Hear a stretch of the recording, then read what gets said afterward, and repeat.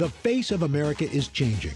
By 2050, half of us will be of Hispanic, Black, or Asian descent. We're starting to see African-American women on top of magazines and African-American men on top of GQ. In every field, entertainment, politics, business, we see people of color in leadership positions. 1 out of 3 Americans has ethnic skin today, and we have the best medical care available for them. But in the past, people of color with serious skin problems were often out of luck. If you had come to me as a person of color 5 years ago and asked me to treat melasma with a laser or acne scars, I would have had to turn you away. Even today, ethnic Americans confront conditions that can be disturbing. I thought, oh my goodness, I'm gonna look like my grandmother. Debilitating. The little girl bumps into me, and she turned around and saw my face and screamed. Or downright deadly. Every hour in this country, somebody dies of malignant melanoma. Blacks and Hispanics are not coming to see us quickly enough. Yet new products and treatments have revolutionized dermatology, making the future of people with darker skin brighter than ever.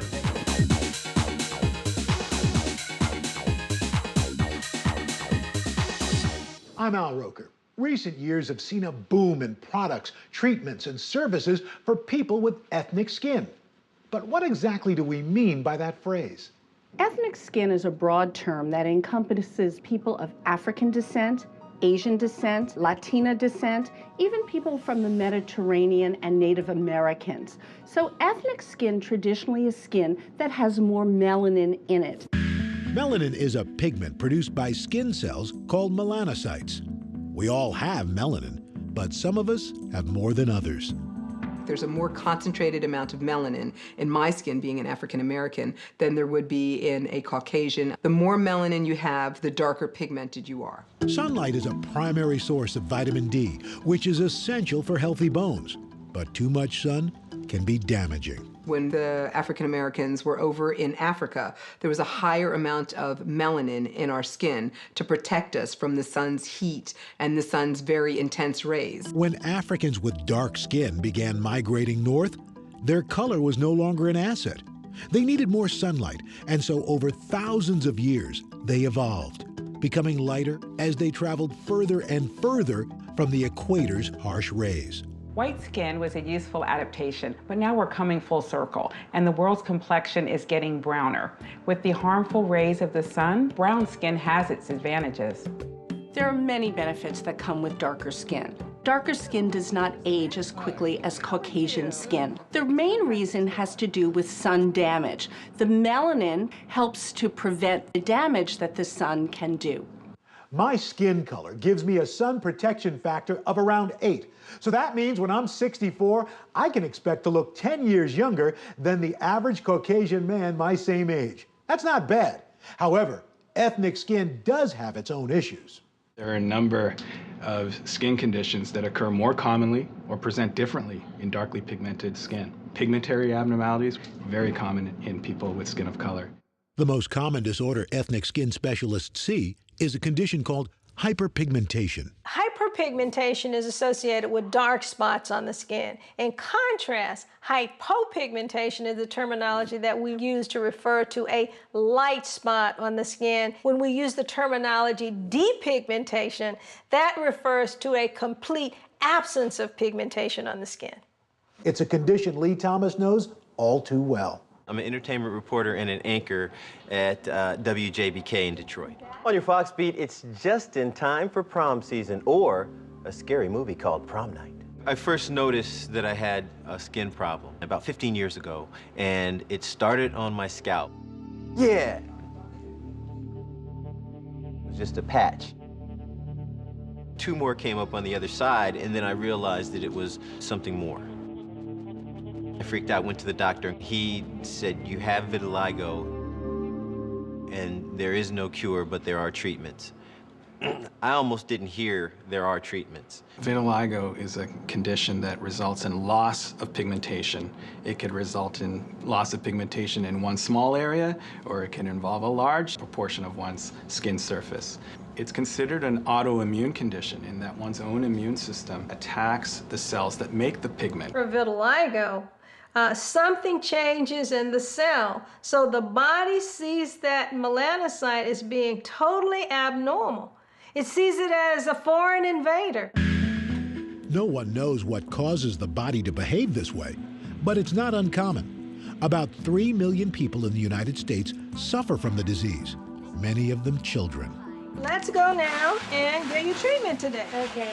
So you get ready in the light. 25% of patients who have this disease are children. The illness also strikes across ethnic boundaries. Ken Mosesian, of Armenian and Assyrian descent, was hit by it in 1994. When the vitiligo had completely run its course, at least with me, my entire face was white. Literally all of my pigment was gone. One of my least favorite things while this disease was running its course with me was when I would have a stranger walk up to me on the street and ask me what was wrong with my face and if I had Michael Jackson disease. Pop star Michael Jackson has said he has vitiligo, making him the most visible person with the disease. But Lee Thomas also suffered from scrutiny. I was doing a story, and a little girl bumps into me, and she saw my face and screamed, like a blood-curdling scream. And that was tough to get your mind around the fact that you scare small children just by showing up. Another incident was even more painful. The most hurtful thing communicated was in email form, and it was someone who said that I was fortunate that I have this disease because then I wouldn't have to be black anymore. Just because my pigment is gone, it doesn't make me any less African American. I think the lowest point for me with this disease was when I thought there was no hope. So let's see. That changed when Ken began treatment with pioneering skin specialist Pearl Grimes. Okay, all right. So then update me on your progress. Everything feels stable, looks stable on the face. When he came in, I was very optimistic that I could repigment his face. However, it was a challenge. He failed the first 4 or 5 treatments. The treatment that ultimately turned things around for Mr. Mosesian was a new cream that we used that suppressed inflammation in the skin as well as stimulating the pigment cells to regrow. As the pigment started coming back, it was like living life in reverse. As I had watched it all disappear and felt myself getting more and more depressed as it went away, I felt myself getting more and more hopeful as it started coming back. That hasn't been the case for Lee Thomas. I'm in the small percentage of people that don't respond to treatment very well. But I have to be honest with you. I have a disease that's not contagious and not life-threatening. The disease is a blessing to me because it's made me into the man that I always wanted to be. I'm more compassionate, I'm more understanding, I am more confident in who I am. Hoping to help people with vitiligo, Thomas published a memoir in 2007 and has heard from individuals across the globe who were inspired by his courage in the face of adversity. You never know how many people you're going to touch when you tell a story. I just didn't think the news story that touched the most people that would leave my mark, so to speak, was going to be a story about me. Hi, Mary. How are you? It's good to see you. While millions may suffer from loss of pigment, even more have the opposite problem.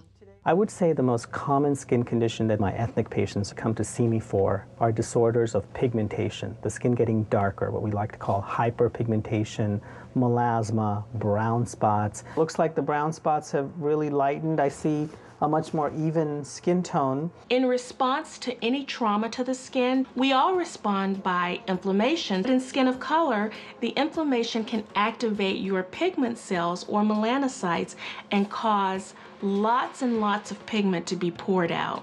Brown spots can happen at any age, but many people of color confront them later in life and are horrified by what they see. I started seeing dark spots when I turned 30, and then I started to get the dark circles under my eye, and I thought, oh my goodness, I'm gonna look like my grandmother. Patricia Gatling is the New York City Human Rights Commissioner. I am in front of people all of the time, you know, and appearance matters. Thank you so much for coming, and I don't want people sort of staring at large imperfections on your face versus listening to what you have to say. Yet the dark spots and circles that alarm many patients pale in comparison to the misery of melasma. So this is the area that bothers you. And we can see we still have a lot of the dark spots and the white spots. Melasma is a very common disorder in which a woman in particular develops dark patches on the skin. Those patches are so often associated with pregnancy that it's also called the mask of pregnancy. In Spanish, it's called paño or cloth because it literally comes across like dark blotches on the face. It bothers me very much because I used to have people say a lovely skin. It can be very devastating because it can take a long time to get better. Doctors have many methods of treating hyperpigmentation. The gold standard, a bleaching agent called hydroquinone. But lasers and chemical peels can also be used. Okay, here you go. There are many chemical peels which are very safe and effective in darker skin. 15 years ago, I think for most women of color, the side effects would have been horrendous. Now we have a spectrum of superficial chemical peels that offer substantial efficacy for the woman or man of color for that matter, with minimal side effects if used appropriately. For Commissioner Gatling, medication prescribed by a dermatologist specializing in ethnic skin did the trick. People always remark, oh, your skin looks beautiful. I said, well, I have a good dermatologist. Want a name, want a number? Coming up, the star of the movie Aquila and the Bee, Keke Palmer, sees her skin in the spotlight. And I looked at the pictures and I was like, oh my gosh. And the skin cancer that killed Bob Marley. How can you protect yourself? Find out when America's Ethnic Skin continues. 100 million people in this country have ethnic skin. They come from diverse backgrounds, but they go to dermatologists for one reason more than any other: acne. Pimples can be embarrassing enough for the man on the street, but a pimple's more publicly problematic if you're the girl on the screen. You know what? When I put my mind to it, I can memorize anything. And I don't need help from a dictatorial, truculent, supercilious gardener.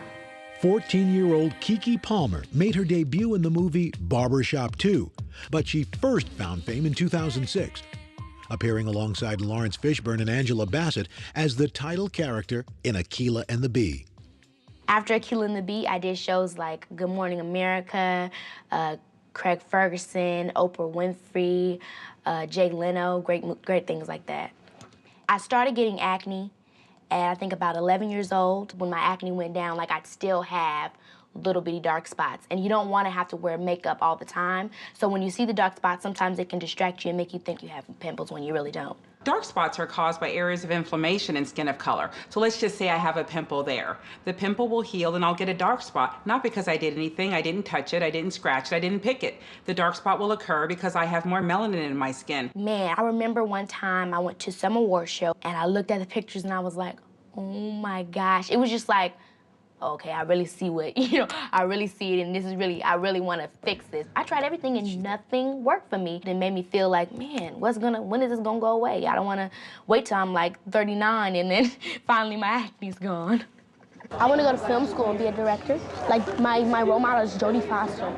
I thought I was your role model. Something was going to work for me and I just had to find it. After seeing numerous doctors, Keke finally found a dermatologist specializing in ethnic skin who prescribed hydroquinone, antibiotics, and anti-acne medications. And guess what? It worked. I would look in the mirror like, man, I never looked so good. It'd be so exciting because from coming from all that acne, coming from, trying everything, and then once you get something that's so good and that's really working, it's just like, man, I knew it. I just knew it. Congratulations, Aquila. I don't think anybody of color should ever stop trying to find somebody that's gonna give them what they need. For people of color, getting early treatment for acne can be vital. If severe acne is left untreated, it can result in dark pigment that goes deep into the skin and can be very difficult to remove, or it can result in significant scarring. And once the scarring occurs, it's very challenging to treat it. The worst kind of damage occurs when pimples heal and are covered with scars called keloids. Think of keloids as an exaggerated healing response, an exaggerated response to trauma to the skin. So you might start with a little injury like an ear piercing, but beyond that little hole, a large scar, a scar that's much larger than the area of injury develops. In cases of the earlobe keloids, we can actually cut it off, then we inject with steroid or we laser, and we can get them to totally go away. Lasers have revolutionized dermatology, but until recently, their use on people of color posed significant risks. However, today, they're much safer for ethnic skin. They really have radically changed the way we can now treat skin of color. Because if you had come to me as a person of color 5 years ago and asked me to treat melasma with a laser, or acne scars, or even pigmentation or hair, I would have had to turn you away. Unwanted facial hair is one of the main reasons women see dermatologists. And today, lasers can remove that hair safely. I had hair like a man, where I had a full goatee type thing going on. I didn't want to show my face. I was, hiding in silence. And now the laser treatment has made it really thin and not coarse, and has made it a lot lighter. I'm not having to hide my face anymore, and I'm excited. Most men of color also have a problem with facial hair, razor bumps. In fact, up to 80% of African American males suffer from them at one time or another. I'm a detective sergeant, and it's forbidden for me to grow a beard. I have to be close shaven every day. Razor bumps are like ingrown hairs that grow back into your skin, and they produce bumps that on a surface that should be smooth. That particular condition itches, and it's a little irritable, but the pain comes in when you have to shave through that. How have you been doing with your shaving? I've been following your regimen, and no problems, thanks to you. For most African-American males who have suffered with this problem, this is something that affects your psyche, because now you look in the mirror, you're not looking your best. Switching razors and shaving products can help, but for severe razor bumps, laser hair removal is the most effective treatment, and it's the one that got Detective Harvey back on the job with smooth skin and a brighter outlook. It was different. It wasn't as painful as I thought it would be. In the hands of the right dermatologist, lasers can seem little short of miraculous. Take tattoo removal. It's an area where lasers can literally change lives. Some people come in with a former girlfriend or a former boyfriend tattooed on their breast, and obviously they want that removed. Another reason is it's very difficult to get a job if you have Mi Vida Loca tattooed on your hands, or if you have gang symbols on your face. Angel Yusi decided to take off his tattoos 6 years ago. I had a tattoo on my face and tattoos on my hands, and when you meet somebody, your first appearance is everything. When you shake somebody's hand or however they see you, says a lot. These are things that I didn't think about growing up. Angel joined a gang in Long Beach, California when he was 14 years old. In the gang, there were different races. There was Filipinos, there was Hispanics, there was blacks, there was whites. He's been coming to Dr. Kane's office since 2002, getting his tattoos removed one by one as part of a program called Erase the Past. Erase the Past is a gang tattoo removal program for youths at risk here in Long Beach, California.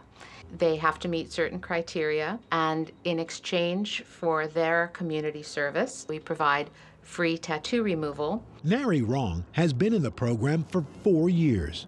I was from an Asian gang. I had tattoos on my wrist, on how you say, my forearm, on my shoulders, on my back, on my ankle. So altogether, I had probably 9 tattoos by the age of 13. Okay, got those in place. You're doing great. Even if I wanted to change, every day I will look at myself and see this tattoo and really feel like I didn't change, So I mean, this program is, to me, it's a big thing. I mean, it changed my whole life. Thank you. Coming up, is your spa safe? Getting burned for beauty, when America's ethnic skin continues. Imagine blisters and dark spots all over your face. When I actually looked in the mirror, I couldn't stop crying. And what killed reggae legend Bob Marley? Find out when America's ethnic skin continues. Because I'm African American, you might think my dark skin protects me from the sun's harmful rays. Now, while it's true my chances of getting skin cancer are 70% less than a Caucasian's, if I do get skin cancer, my chances of dying from it are 30% greater than if I were white. Many people of color, be they African Americans, be they Asians or Latinos, feel that they will not develop skin cancer. That is simply false. The real problem is that the deadliest type of skin cancer, called melanoma, occurs in people of color in unusual locations. Because melanoma is not considered common in skin of color, it often goes undiagnosed or is diagnosed at a much later stage. And at that stage, the prognosis is poor. Blacks and Hispanics are not coming to see us quickly enough. By the time they come to us, their disease is more advanced. That's exactly what happened to reggae legend Bob Marley. Bob Marley had a ripple of darkness, of blackness underneath his toenail. They told him it was a soccer bruise. It was later diagnosed as an acral lentiginous melanoma. By that time, it spread to his brain, and he died from that. The kind of cancer that killed Bob Marley wasn't necessarily a result of sun exposure, but most skin cancers are. You may say, my family spent their whole life out in the sun and no one ever got skin cancer. But this is not your grandmother's sun. We have ozone depletion now, and brown skin does not shield you from ultraviolet radiation. Lily Vanya Gomez found that out the hard way in 2004. I was born in Nicaragua, but I grew up in Miami. I don't think Hispanics worry about the sun at all. In a lot of the Latin American countries, we're used to the heat and the strong sun, and we think that we're kind of immune to it. In high school, I did a lot of swimming after school, being in the sun for about 2 hours minimum a day. I noticed something unusual on my arm. I had a mole, and I have many moles, but this one just felt a little bit different. The texture, it had like a scab on it. So I said, that can't be normal. When she came to see us, we looked at it, we did not like the way it looked, and we removed it, and it was a malignant melanoma. I could have never imagined that out of all the people that could get melanoma, I would be one of them, only because I am olive skin, pretty tan. I started panicking, I started crying. Lily Vanya turned out to be lucky. The cancer hadn't spread, but many people of color aren't quite as fortunate. They wait too long to see a doctor, often because they're uninsured. Lack of health insurance is a factor for all people, and especially true for people of color. I think that when you don't have health insurance, you tend not to go to the doctor unless it's a life or death situation. Most skin cancer does not present like that. I think about what would have happened if I hadn't gone to the doctor all the time. By now, the melanoma probably would have spread to other parts of my body. I'm just happy to be alive. Skin cancer is easily treated if it's caught early. Here's what to look for. It commonly occurs on palms and soles, as well as mucous membranes around the mouth area, for example. Fingernails can be involved. Get moles checked out. If you see something that looks asymmetrical, if you see something where the borders are jagged and irregular, if you see something where the color is uneven, really go to a board-certified dermatologist. To prevent skin cancer, protect yourself. Wear sunglasses and a hat, avoid sun, and use sunscreen correctly. Sunscreen should be applied every 2 hours, not only if you're outside, but you should apply